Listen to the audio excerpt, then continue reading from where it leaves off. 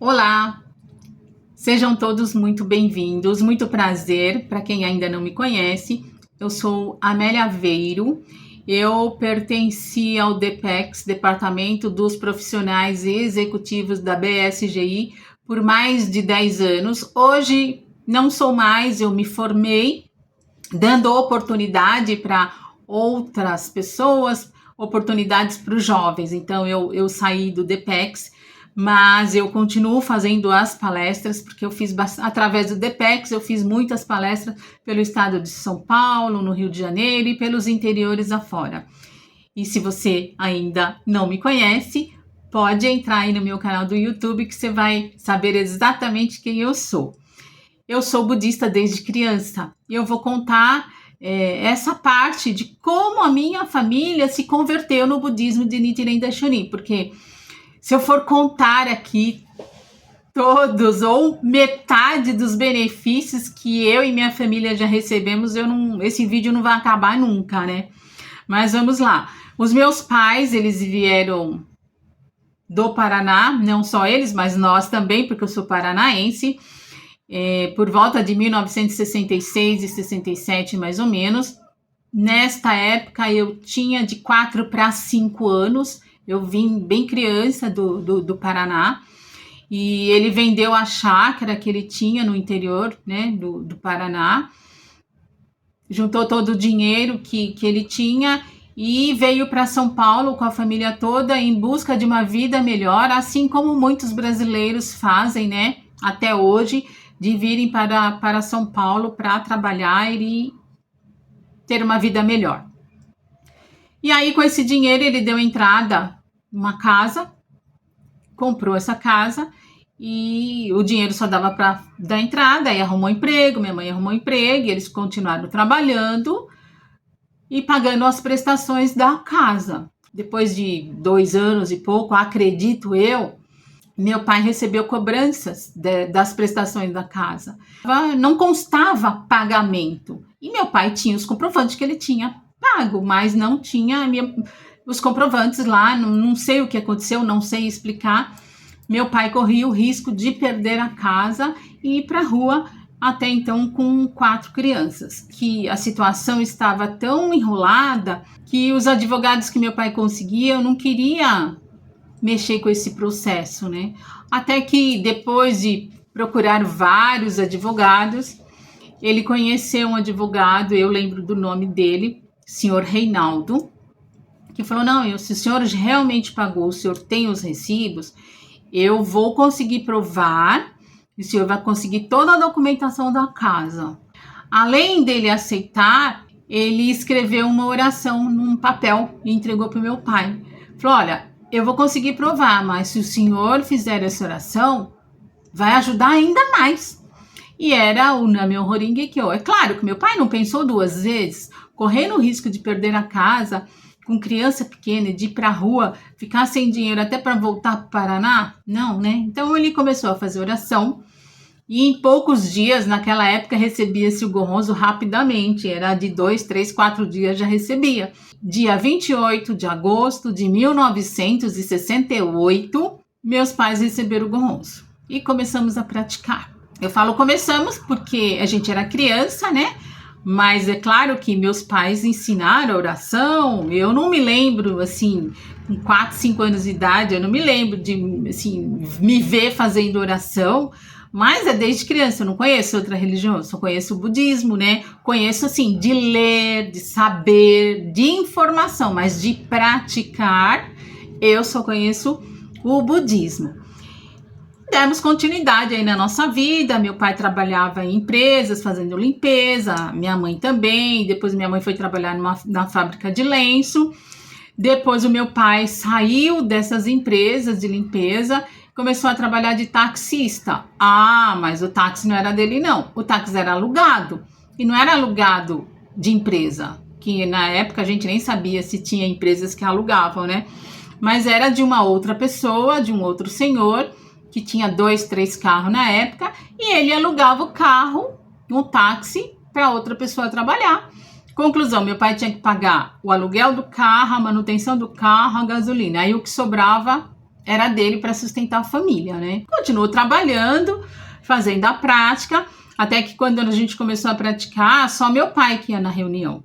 Por que só meu pai ia para a reunião? Porque era muito longe. Naquela época falava-se Itaquera é como se fosse o final do mundo, de tão longe, porque para pegar o ônibus tinha que andar pelo meio do mato, porque não tinha ruas como hoje. Era brejo, era tudo mato. Então só o meu pai ia. Depois ele começou a levar junto com ele o meu irmão mais velho, e eles voltavam muito tarde, né, da reunião. Além das reuniões durarem 2 horas, era muito longe, então chegava tarde mesmo. E assim foi indo. E aí eu lembro que meu pai contava que quando ele ia na reunião, os líderes falavam, né, para eles continuarem fazendo a prática da fé, que um dia eles iam conseguir comprar um carro 0 quilômetro. O meu pai falava assim, eles estão loucos, a gente não tem direito nem para comer, como que eu vou comprar o carro 0 quilômetro? Mas no meio disso tudo, né, como o seu Reinaldo tinha conseguido provar na justiça que meu pai tinha pago todas as prestações corretamente e arrumou toda a documentação da casa, meu pai conseguiu terminar as prestações e quitou a casa ficou sendo nossa, de verdade. Assim como o seu Reinaldo tinha garantido que ia conseguir resolver, ele resolveu. Inclusive, meus pais conseguiram, naquela época, até tirar a escritura da casa, coisa que ninguém lá do bairro acreditava. Então, perguntavam lá, porque na época fizeram um mutirão lá, para depois que tudo mudou, tudo melhorou, construíram mais casas, ninguém tinha escritura. E os meus pais eram os únicos que tinham escritura. Então, baseado nesse benefício que ele tinha recebido, que foi a primeira dificuldade, né? Desde quando ele, então, tinha chegado aqui, fora assim, né? A parte da escassez, da pobreza mesmo, né? E o seu Reinaldo conseguiu, e foi através também da prática da fé. Então, ele não acreditava muito, que é natural, né? Quando começa a fazer a prática. Imagine naquela época que a prática não era tão fácil como hoje. Em primeiro lugar, a grande maioria que praticavam eram os japoneses. Os japoneses daquela época, eles não falavam português bem como hoje. Misturava muito a língua japonesa com o português, aí, né? A gente até sabia muito mais palavras de dentro do budismo, tudo em japonês. A gente mais falava japonês do que português, né? Enfim. E aí, foi passando o tempo, depois do meu pai trabalhar bastante, né, com táxi alugado, ele resolveu pedir dinheiro emprestado pro ex-patrão dele, lá do Paraná, que era dono da fazenda. Ele emprestou esse dinheiro, e sem juros, e meu pai conseguiu ter o seu primeiro carro 0 quilômetro para trabalhar. E olha, já é o segundo benefício, né? Desde quando, então, começou a prática do budismo. E aí, seguimos em frente, a gente foi crescendo, todo mundo foi praticando, e estamos aqui até hoje, praticando. Nesse ano, nós vamos fazer 58 anos de prática do budismo de Nichiren Daishonin. Eu estou resumindo bastante, porque senão o vídeo vai ficar muito longo, e não vai dar para passar tudo na reunião. E eu também sempre tive o desejo de estudar, eu sempre quis estudar, eu fui para a escola muito cedo, inclusive quando minha mãe tinha que ir lá no escritório do seu Reinaldo, que era lá na Praça da Sé, mas naquela época não era nada desse jeito. Eu lembro que eu era pequena, acho que eu tinha, nessa época eu já tinha uns 6 anos, 5 para 6 anos, né?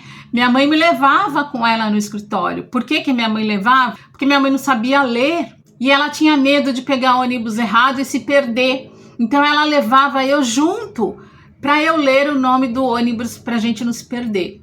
E eu lembro que eu ia, assim, não lembro de tudo, mas eu lembro que eu acompanhava ela quando ela precisava ir lá no escritório do seu Reinaldo resolver alguma coisa em relação à casa.